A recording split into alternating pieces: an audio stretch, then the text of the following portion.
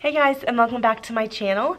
Today I'm going to be doing my question and answer that I told you guys I was going to be filming. Quite a bit of you asked some questions, and so I felt like it was time to film it. The first day I was going to film it, but I only got like 4 or 5 questions, so I wanted to wait to see if I got more.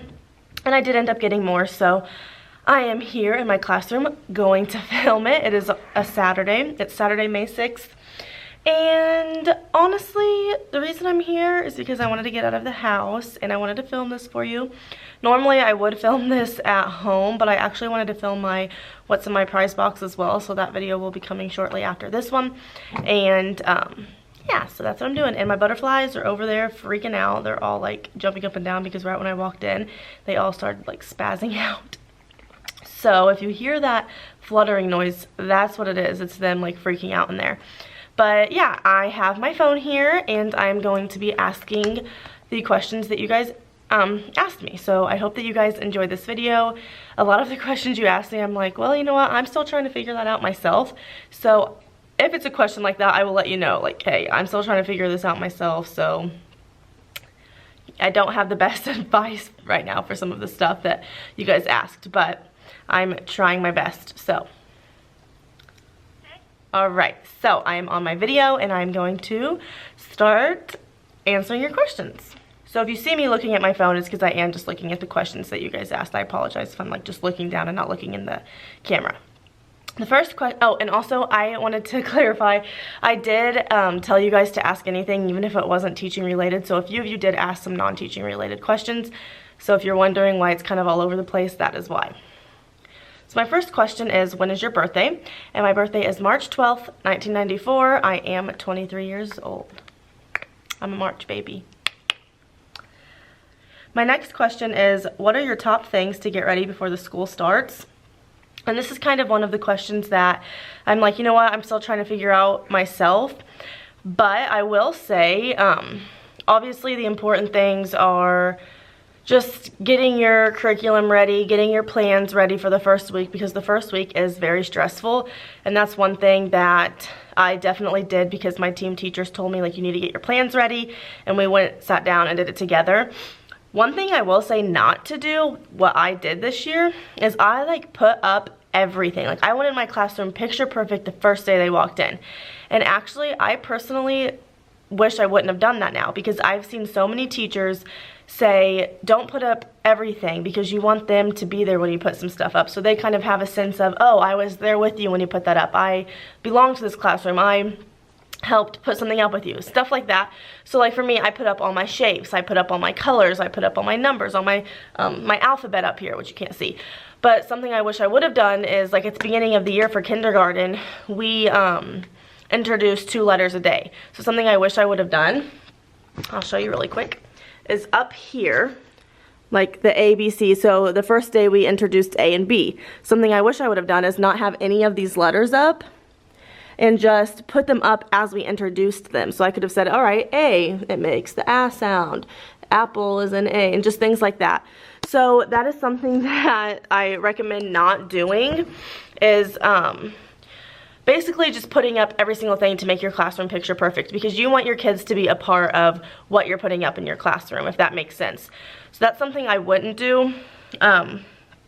So what are your top things to get ready for the school year? But like I said, the top things are just having things in your classroom that you 100% know that you need. So like I said, again, plans. I really like to have my class list, but I will say, don't label everything until you are 100% that your class list is final, because my class list changed 3 or 4 times, and I had like a girl named Sierra in my class, and then she wasn't in my class anymore, and then they added a Mason in my class, and then they like took away, I don't know, Bob in my class, and just things like that. So I would recommend not labeling stuff the very first day and just kind of keeping it relaxed until you find out 100% that that is your class list, because for me, I had to redo name tags and birthday graphs that I had put up and everything like that like a million times, because they kept giving me a different class list. So that's just something I recommend not doing before the school starts. I know you're asking me what are my top things to do before the school starts, but I'm kind of more telling you what not to do, because I have so many things that I wish I wouldn't have done before school started, because it just ended up being more work for me. So basically the only thing I would do before school started, like I said, is just getting your copies made for the week, knowing exactly what you're doing, especially if you're a new teacher. But yeah, that's basically the only thing I really have to definitely get done before school starts. Other than that, the rest of it honestly can wait, because for me, like I said, I wish I would have put some stuff up with my kiddos rather than having it already all up. So yeah, I hope that answers your question. I know it was kind of all over the place, but I did want to give you some insight of what not to put or what not to do before school starts, because I definitely learned that and I won't be doing it next year. Next question is, how long did it take you to complete college and how much of it was student teaching? So it took me 4 years to complete college. For my school, I know my school is a lot different than most colleges. We actually have an awesome education program, and so we actually get to start field placements our sophomore year. So freshman year is just kind of taking the basic classes that you need, and then sophomore year we get to start a field placement. So we're actually placed into a classroom. It's not student teaching, but it's called like a field experience. So I have had field experiences sophomore, junior, and senior year. Senior year is when I student taught, and I did it for, how long did I do student teaching? I met my class in December or November. I met my class in November and did it all the way to May. So December, January, February, March, April, May. Student teaching was about 6 months, and but like I said, I did a lot of field experiences before that, which aren't considered student teaching, but I'm still in a classroom. So yeah, I hope that answers your question. I'm gonna say that like after every question because I'm not very good at answering questions. I feel like, this is my first question and answer, so I apologize if I'm not very good at it. I'll get better. My next, excuse me, the next question is, what is your favorite thing to do outside of school? And I would say my favorite thing to do outside of school, besides hang out with family and friends, is probably coach softball. So as I've mentioned in a couple of vlogs, I am coaching softball right now, 7th grade, and then also a travel team, and I just love it. I've played softball ever since I was 4 years old, so it's something that I really enjoy doing, and it kind of relaxes me and just takes my mind off of school and things like that, whereas if I'm at home doing nothing, I'm like thinking of school. So yeah, I really like coaching softball and then hanging out with friends and family. The next question is, do you stay active and work out throughout the year? Do you encourage new teachers to stay healthy throughout their year of teaching? And this is kind of one that I am actually working on myself. So before starting teaching, my mom and I actually were working out like 4 times a week, eating super healthy, and then once teaching started, it was really hard for me to get myself up to go to the gym, and because we go in the mornings, and then also to honestly want to cook and want to eat healthy. However, yes, I do encourage it, because if you are eating healthy and you're working out, you feel so much better about yourself, so you're happy when you come into the class, you just feel more energized when you're putting healthy meals inside of you. So I definitely do encourage it. However, this is kind of one of the ones that I was talking about that I'm still trying to get better at myself, because there are times I won't get home from school and coaching until 9 p.m. and I'm just over it. I don't want to cook, but I'm starving, so Sam and I end up going out somewhere and getting junk to eat.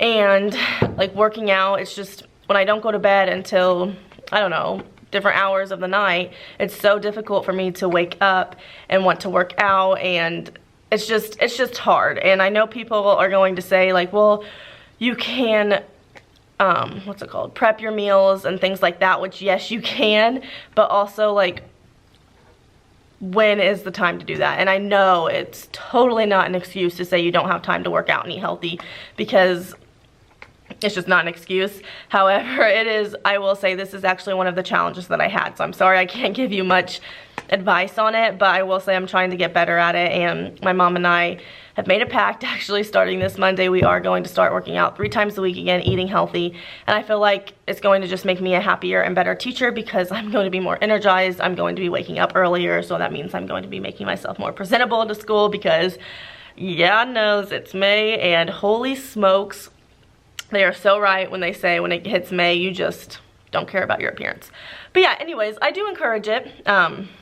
Something I would encourage doing, like I said, is prepping your meals, especially if you don't get home till super late, so that you can eat healthy.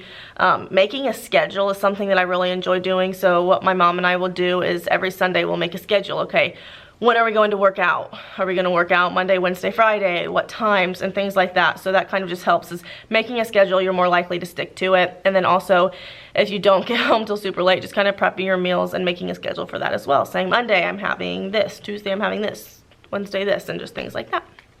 The next question is, do you teach play-based learning through play or pencil and paperwork? And this is kind of a hard one because I do both. I don't really like pencil and paperwork. However, okay, it's hard to explain. So I don't like pencil and paperwork all the time. I feel like sometimes the kids just think it's so boring. So I definitely don't just do pencil and paperwork. However, our reading series that we have to go by has a lot of pencil and paperwork that we have to do. So I think just kind of spicing it up.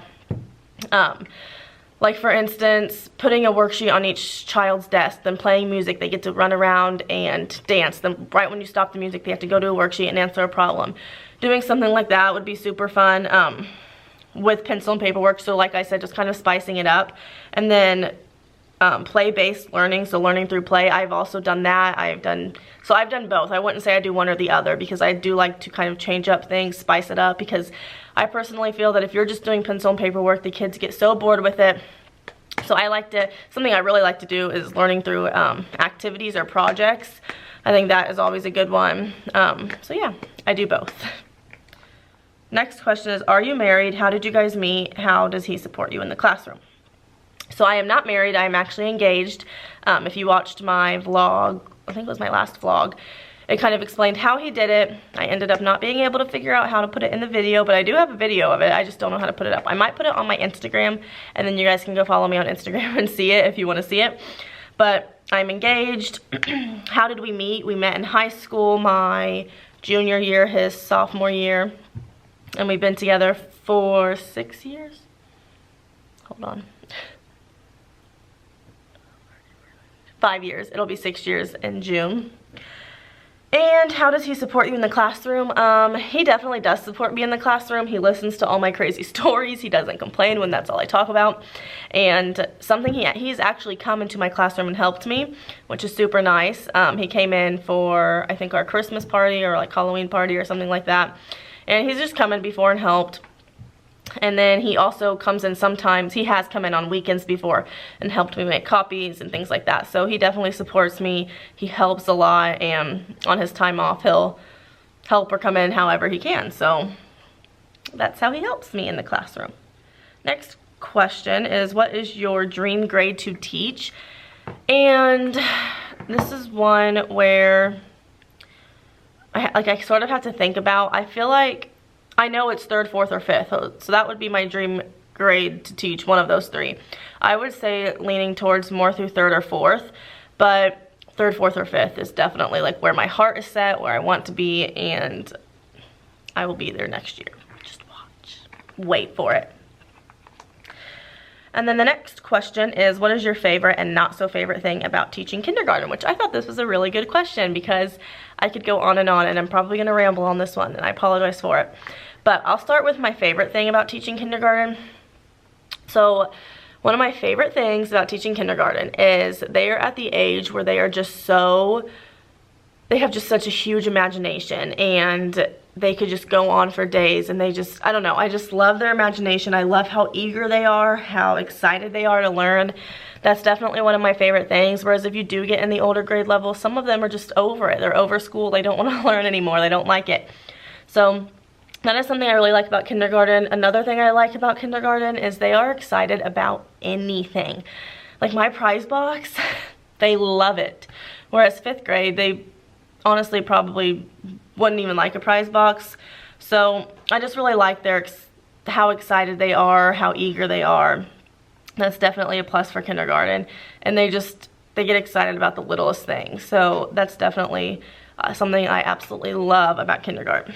Now, something I don't love about kindergarten, or my not so favorite thing about teaching kindergarten, is how dependent they are And I know that sounds bad, but it's just, I knew coming into teaching kindergarten that I wasn't going to love it. It's not my dream grade. I honestly didn't want to do it, but I did it anyways.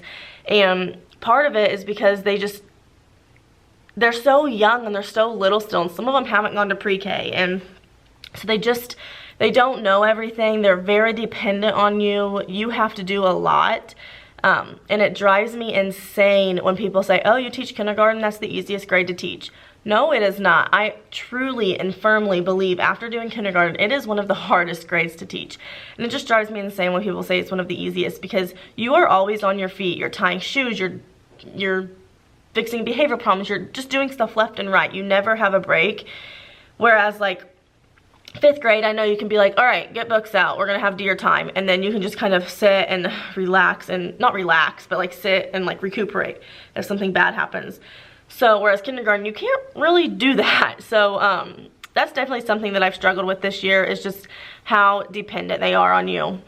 And like, for instance, the first day of school, I was like, all right, let's get in a line. And mind you, this is my first year, so I didn't know that kindergartners didn't know how to get in a line, but they were literally like, what's a line?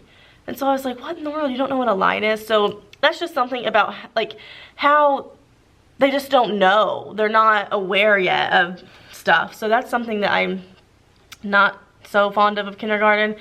And then, let's see. I'm trying to think.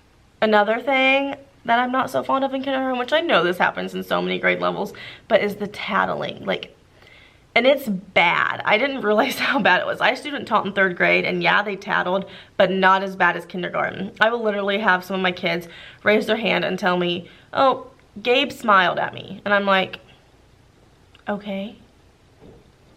And like, that's nice. He's smiling at you. So just the littlest things. Or like, I don't know, Aubrey was twirling her hair. Okay, like, does that have anything to do with you? So that's definitely something I've struggled with as well. I get very irritated about it. But yeah.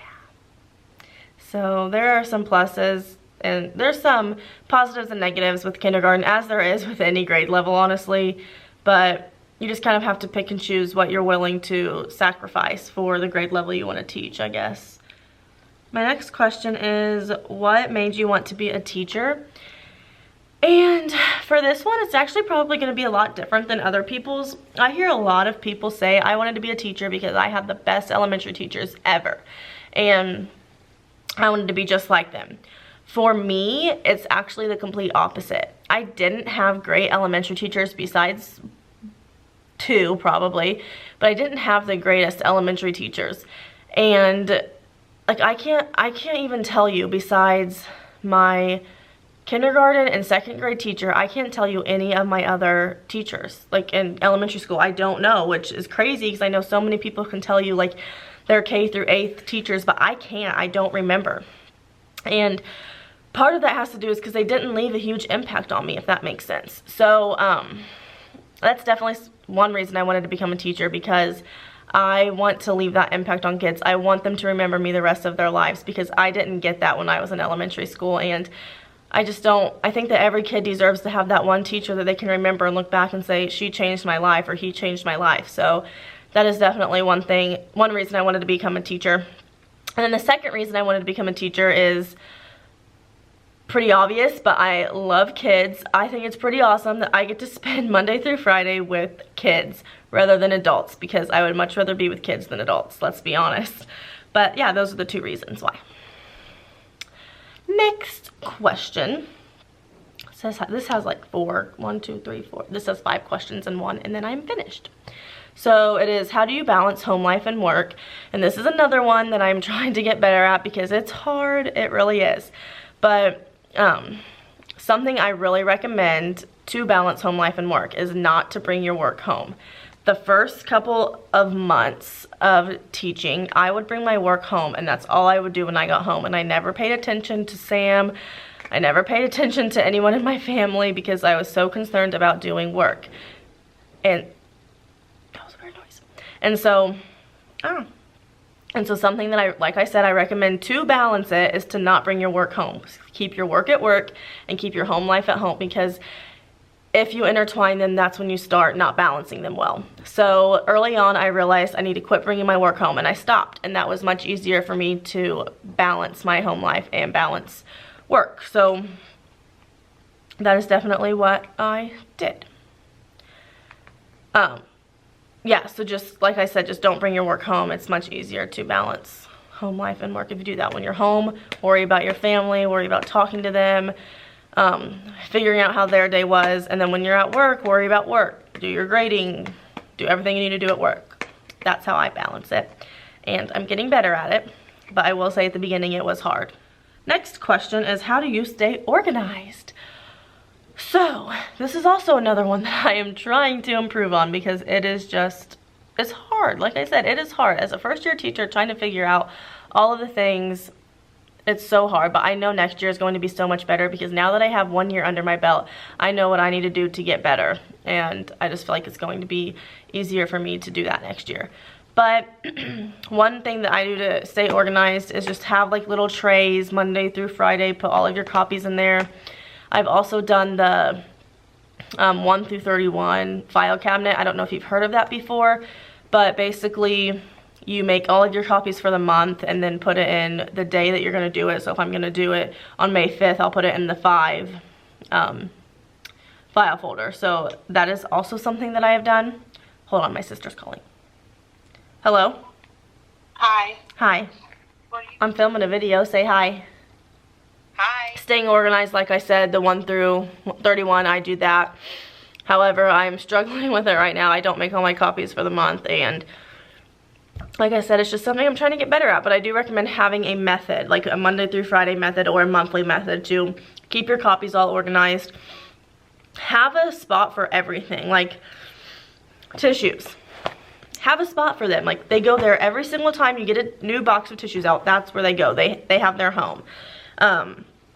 Just having a spot for everything makes it so much easier to stay organized and keep your room clutter-free. So that is definitely something I recommend as well. Having a home for things. This pencil, why is it sitting on my desk? I don't know. It has its home over there, but it's on my desk. So just having a home for everything, keeping it there, and that also helps you keep track of where everything is. So if you're like, oh, I need to find files for my kids, you know exactly where they are and you're not scattering to find everything. So just making sure everything has a home. Next question is, do you get any support from administration and or parents when disciplining students? If not, how do you deal with that? I've seen teacher videos on YouTube where they get little to no support from administration and or parents when students misbehave. So I'll start off by saying I teach at a school where the home lives, for the most part, are very good. A lot of higher end students, if that makes sense. And so as far as parents go, my students that don't have behavioral problems, the parents are great. They totally care, like if their student acts up and things like that, which, I mean, like I said, they don't have behavioral problems, but say they have a bad day or something. They care, they make them apologize, they sit down and talk to them about it. Sorry, I put gum in my mouth. So that is good. However, my students that do have behavioral problems, that's the ones where I personally feel like I don't get a lot of parent support. They kind of just brush it off and they're like, well, you know what, who cares?